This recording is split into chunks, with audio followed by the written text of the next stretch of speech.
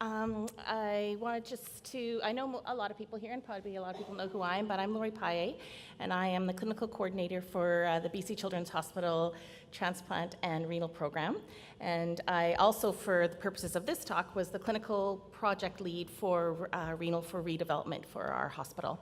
And my colleague here is Mel Coop, and Mel is one of the clinical nurse educators for the medical surgical inpatient units in our hospital, as well as was the senior lead for education and training for redevelopment.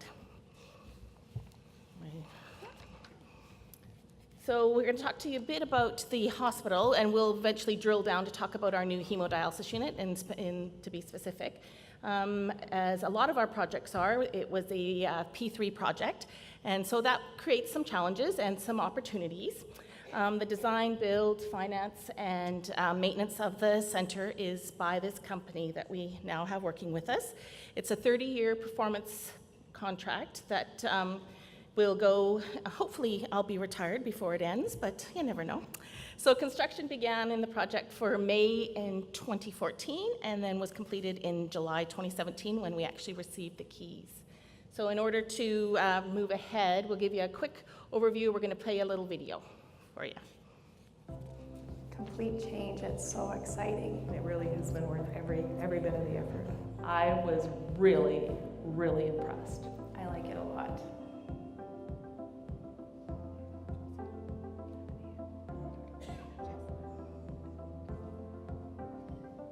The future of healthcare is changing. The Teck Acute Care Centre will transform the delivery of care to children, their families, and women of BC.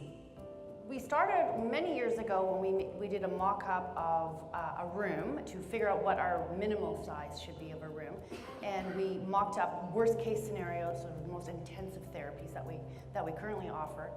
It's been more than a decade-long process, one that has gone from big-picture ideas of how many floors we need, to where each department should go, to what each floor and each patient room will look like. Every step of the way, we've sought and received input.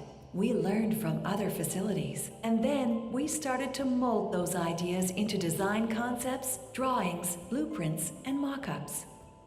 In 2011, we tested our designs by laying out the floor plans level by level with cardboard walls to see where rooms would go. We invited hundreds of care providers, patients, and families to walk through the halls and test the rooms and to give us their feedback.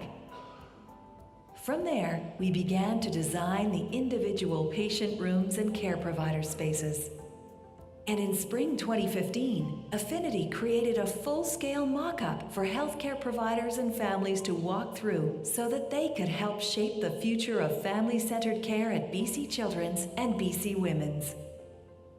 One of the questions participants had to ask themselves was, how do you build it for now and for the future? We had one opportunity in our life to make it right. And it's quite a challenge. Sometimes I wake in the middle of the night to say, is that the right thing to do or not? Originally we thought maybe they were too big. They looked very large compared to what we currently have. But once we added all the equipment and all the beds and the furniture, it became more realistic. It's hard to try and think future, and a lot of their challenge is to future-proof the building. So we don't necessarily know all of the answers. So now it's sort of how do you prepare your room now in a drawing phase so that in a couple of years' time you'll still be able to have some options. Thanks to the passion and determination of hundreds of dedicated healthcare providers, hospital staff, designers, patients, and their families, the building is taking shape and reflecting their needs. We bring in providers of all types, so whether we're talking about housekeepers, nurses, aides, unit clerks, the students, learners, residents, doctors, everybody has a chance to see it, and I think people seeing that they're able to be involved in that process has been excellent, because I think people understand now that their opinion is valued. We, as clinical users and people who actually work in the space, have been involved right from the beginning. And we've been listened to. It's been awesome how much input we've had, where I can actually say, no, that's not going to work for me, because this is how we actually work. I'm impressed how far we've come, actually, from where we were with asking for certain things, wanting certain things, researching it, to the point where we are right now. It's really exciting. It's good. people have, I genuinely think, been quite overwhelmed when they've seen the spaces and actually be able to project forward and imagine themselves delivering care in that redeveloped space. I actually got tears in my eyes when I walked in because everything that we've asked for, we got and then some. Right from the very beginning, they've had a really good vision that the only way this was going to work for everybody is if everybody had a voice at the table. And so that's been great. Having that input and that collaboration with each other has been what's making the big difference. We made decisions on paper that we thought were great, and then when you actually build it either in a mock-up or in the full-scale size, it doesn't work as well. And so you have to sort of be able to go back and backtrack. Maybe we wanted something to be in a certain space because we thought that's where it would be best. Now we have it life-size. We can actually do a bit of a mini simulation and try that out. We come to the conclusion that actually that isn't the right way, or that wouldn't be great for the patient. You look at blueprints, you look at paper mock-ups and that sort of thing, but when you actually see the walls are up, the equipment is in, there's a window with actually something for you to look at so you can really visualize the space. I can't wait. We're working to ensure that on opening day in late 2017, the Teck Acute Care Centre at BC Children's and BC Women's will be leading the way to the future of healthcare.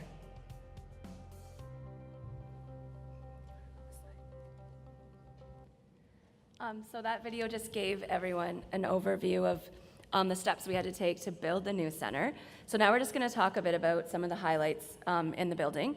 So as the video alluded to, it took about 10 years of planning, designing, and building.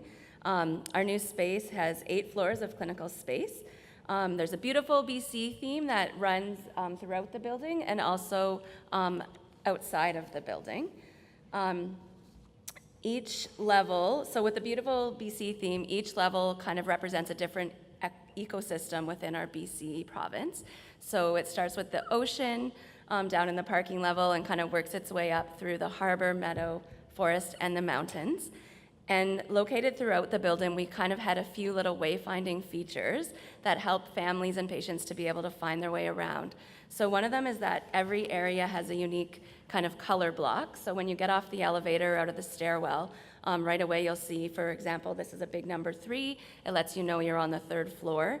And then you can identify kind of where to go from there. This is a bit of a bad picture, but the black screen beside the map is an interactive, kind of like if you're at Metrotown or the mall and you want to find out where you're going. So families can kind of look up where they are and find their path of travel to the next space.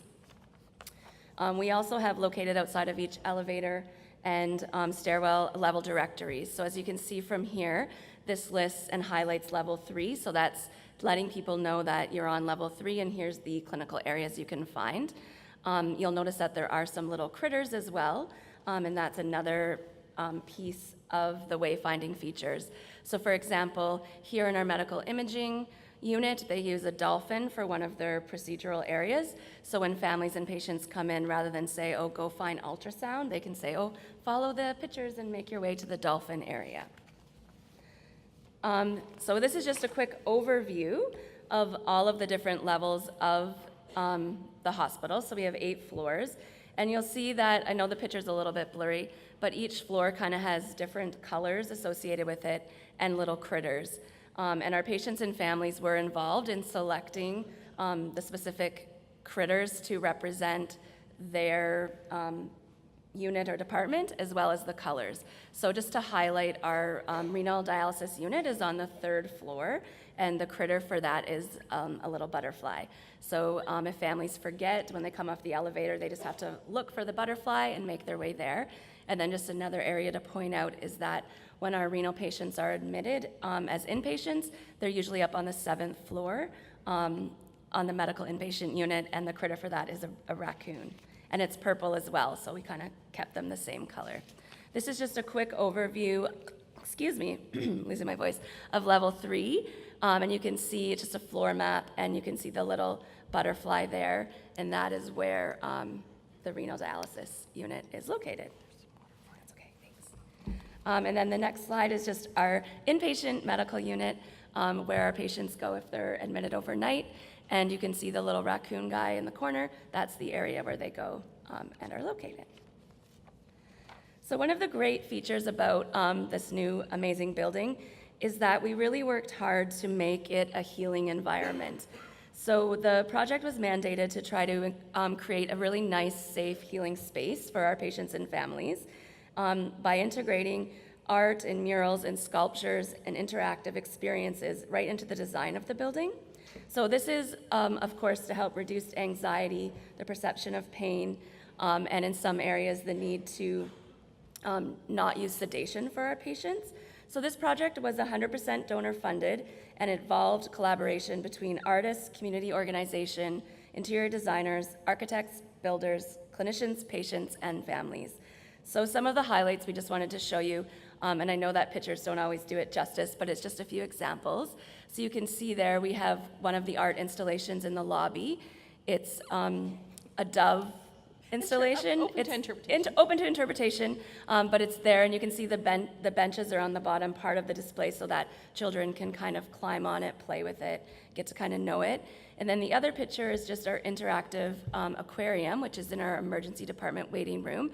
And here, patients, their siblings, families, as they're waiting, they can actually become an avatar in the aquarium. So with their movements, kind of like an Xbox, when they're moving, it trickles across the screen on the aquarium. So it gives them a little bit of distraction while they're waiting. And then we have throughout the building some purposeful art that has been up. There's murals. The one example there of the little owl on the tree that was donated by Science Center. So and it's a nurse log. So it's interactive, so patients and their families can go and listen to different owl sounds, and there's a woodpecker in there, and there's little bugs they can see crawling through the wood so that they can be distracted by that.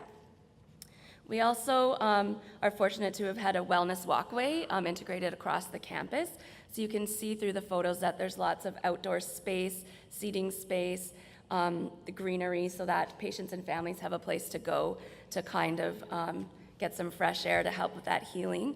And then along the wellness walkway, there are other art installations. You can see from these photos, they're meant to be interactive, purposely from the artist, so that the children and families can kind of climb on them, play with them. They won't wreck them, but they're just getting out there and getting some sunshine or rain, I guess, these days, since it's fall. We also have some patio spaces that have been created for patient and family use. So this is just two examples of the patios for our medical inpatients. There is art installations as well on the patios. And you can't see it from the picture, but the patio doors actually open wide enough so that we can fit patients on beds through them. And then there is electrical equipment outside so we can plug in things that we need to, and there is emergency buttons and things like that outside, so if patients and families need assistance, they can call.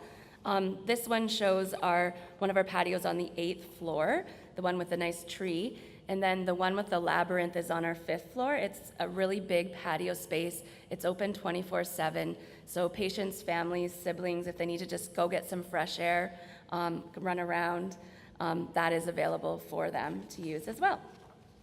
So now that we've kind of done an overview of what the building looks like, we just wanted to give you guys an overview of how we trained and prepared everyone to work in the new space. So we had a program called Education, Training, and Orientation, where we brought in everyone who worked in the new space or their work brought them into the new space to train them. So we had a couple different sessions. So we had new facility orientation, we had department-specific training and orientation, and again, depending on how often you worked in the building, what your role was, you could have up to 3 different training sessions, and then the medical staff also went through a combination of all of those things in their training. So in total, we trained 3,367 staff who went through these education training sessions. We had 90% attendance rate in all programs, including our medical staff. And staff reported that 80% of them felt prepared and ready to move and work into the new space. So we were quite happy with that. In addition to our training, we had some events called Day in the Life. And these were 3 different full-day events. They were separated about a month apart so that teams could come in and test different scenarios in their clinical space to identify any problems or issues or challenges that might arise. So in total, we went over 80 mock scenarios across the site. And these scenarios were tested to confirm workflows, test paths of travel, evaluate equipment, and just to make sure that our testing, our education was actually working and people were learning. And you can see that's a picture there of our renal dialysis unit staff actually preparing and running through one of the scenarios. So on our Day in the Life events, approximately 450 staff participated in each event, and that included volunteers as well, and family and patient participation. So the renal dialysis unit scenarios included an outpatient for dialysis, a dialysis patient with the code blue, which is an actual transport from the dialysis unit up to the PICU, the isolation patient with the dialysis machine issues, and then a flood as well. And you can see here we've got the patient and family there. He doesn't look too happy, but he actually came back for all the sessions, so I think he actually had a pretty good time. So he especially liked being on the bed, wheeling through the halls, actually. Yeah, and overall, the satisfaction from staff, patients, families, volunteers was very positive in the Day in the Life experiences, even though he wasn't smiling in his photo. The other thing we had to do to prepare for the move was get everything ready for move day. So this planning started 2 years prior to the actual move date. So we had move protocols that needed to be developed. We had department-specific move plans that we needed to develop, and then we also wanted to test these by doing mock moves. So the first one, I apologize, the picture's a bit blurry, but we did have mock moves just using the tabletop. So people were able to use the maps to map out their patient paths of travel. And then we also did 2 other mock moves where we just simulated with beds and volunteers to move the patients across the paths of travel. Our move day was actually scheduled about a year ago today, so October 29th, 2017. So it was a great day because we actually had 2 hospitals up and running at the same time. So our new hospital opened at 5 a.m. on that day with the emergency department, the PICU, procedures, and MI. And then we had patients remaining in the 1982 building, and that move started at about 7 a.m., and we moved them over in sequence planning. So approximately every 2 minutes, a patient was moved. For our PICU and NICU patients, it was about 10 minutes because they tended to be a bit more complicated, had a bit more equipment that needed to move with them. The plans, we tried to move every department in its entirety before moving on to the next one.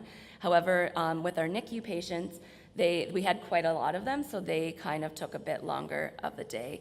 And then in total, we moved 108 patients safely into the Teck.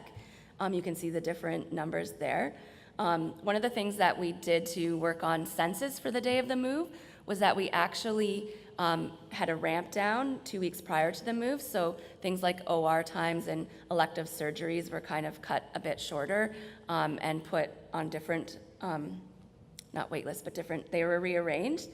We tried to do some discharge planning to make sure only the sickest patients that actually needed to be on site were there. We had our first baby born in the Teck at 1547.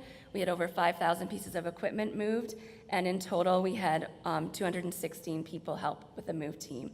And the projection was that we wouldn't be done until 1400 that day, but we actually got done 1600 that day, and we actually got done just a little after 1, so it went very well. I'm up. So we had some challenges when the planning was going on about getting into having the dialysis unit actually in the new facility, because the new facility was designed as an inpatient facility for acute care. And so we had to do a lot of discussions, negotiations, and eventually actually got the renal agency involved as well, talking about the need for us to be adjacent to services such as the PICU, medical imaging, those sorts of things, as well as being able to have code teams arrive in a timely fashion to the dialysis unit.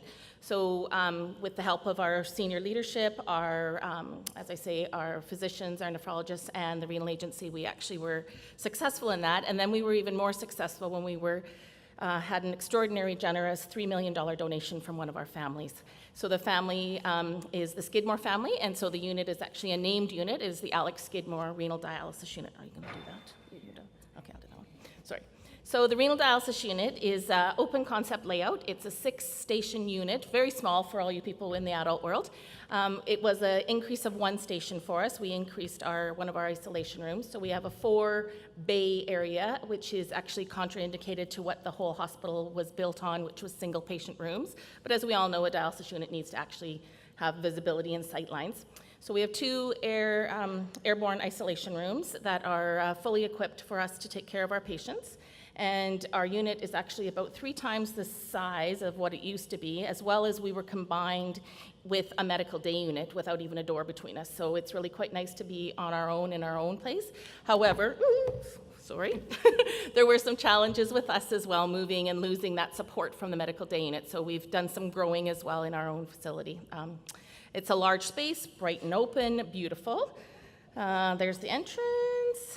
We have a patient. I'm going to take you on just a quick little tour of the space and give you a little verbal about it. So the patient and family waiting area, again, very small in comparison to the adult world, but a little spot for patients to sit and wait, or their siblings to sit, watch TV, do what they need to do. A nourishment area for patients and families to get food and prepare things for themselves.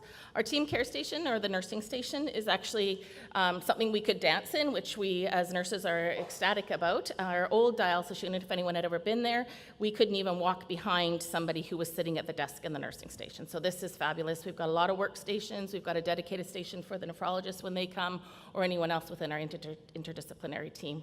We also are really fortunate that we have a conference room with telehealth capabilities, so we can actually use it for our program, which is great. The best thing, of course, is the fact that it is not on the hospital-wide booking system, so it is actually dedicated just to our program.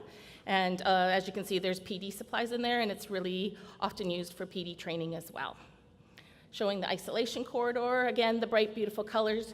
I didn't talk about the fact that the dialysis unit, Mel alluded to it with the critters and the colors. We did have input from the family, so you can see the color is purple, which kind of goes with the renal agency theme, and the sort of what our interior designer called the lipstick color, or the accent color, is teal, showing there on the cupboards and stuff, was chosen by the patient, and that was the color that he liked.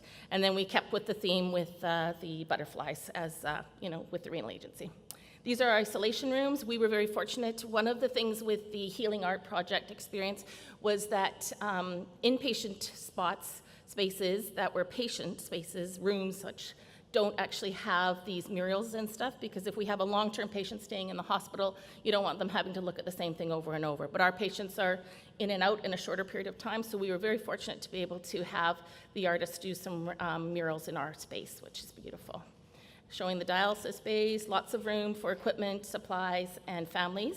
It allows for the connectedness between patients and families, and also other patients with each other. We have services that adult worlds don't have in your population or your programs. We have child life specialists and school teachers that come, so it allows for the ability for those people to actually do the teaching and discussions with the families all together. We have an exam room, so again, we don't need to utilize medical day units as often. We can do a lot of stuff within our own space. BioMed Tech room, and med room, access from both sides. The staff lounge, quite a small staff lounge for quite a small staff. But the one thing that we had to design, there's often times when there's only 2 nurses in the unit, so we need to be able to be visible to the patients, to see the patients, so we've actually got windows in there. However, there are blinds that can be pulled across so the patients don't have to see us necessarily, or we see them at times. And then just a quick overview of the other area our patients may be is on the medical inpatient unit. So you can see by the photo that all our rooms are single patient rooms. There's a great big window so that they can see outside. We also have the room kind of divided into 3 areas. So we have our family zone, which has space for family and caregivers to spend the night. It can sleep usually 2 people because the bed pulls that chair thing in the back, pulls out into a bed, and the other chair lays down like a lounger. We have the patient zone area, so you can't see it in this photo, but there's a big TV and a remote control, the bed, so the patient has their own kind of space. And then we have a healthcare provider zone where we have all of our equipment for the healthcare team to do what they need to do. One of the other great aspects about our inpatient units is the family fun wings that we have. So this is an example of where we have one side of the wing is all about fun. So we have our playrooms, and we're fortunate to have, with our community partners, the Vancouver Canucks and the Whitecaps, to have playrooms that are designed a hockey theme and then a soccer theme. We also have music therapy room. That's also called the studio, where our music therapists can bring patients into the room. They can record music, play music, make demos and things like that to help, again, them express themselves and heal that way. And then the other side of the wing is the family wing, where we have great big kitchens for families to use. They can make meals, they can eat together. There's private meeting rooms, so if a family has to have a particular discussion with the healthcare team, there's space outside of the room where they can go and meet with the team to discuss that. There's also laundry facilities and a quiet room and a room for mothers to pump if they need some quiet space. So we haven't done any formal survey of our patients or families. We did have 2 patients that came from our old program, our old space, to the new space. But basically, we've just got some quotes that patients and families have said. Overall, obviously a positive experience to move from a quiet, very small, dingy sort of area into this beautiful new space. So we are quite happy with what's happened. And if anyone is interested to come for a tour, just contact me and I'd be happy to take you around. Thank you. That's it, right?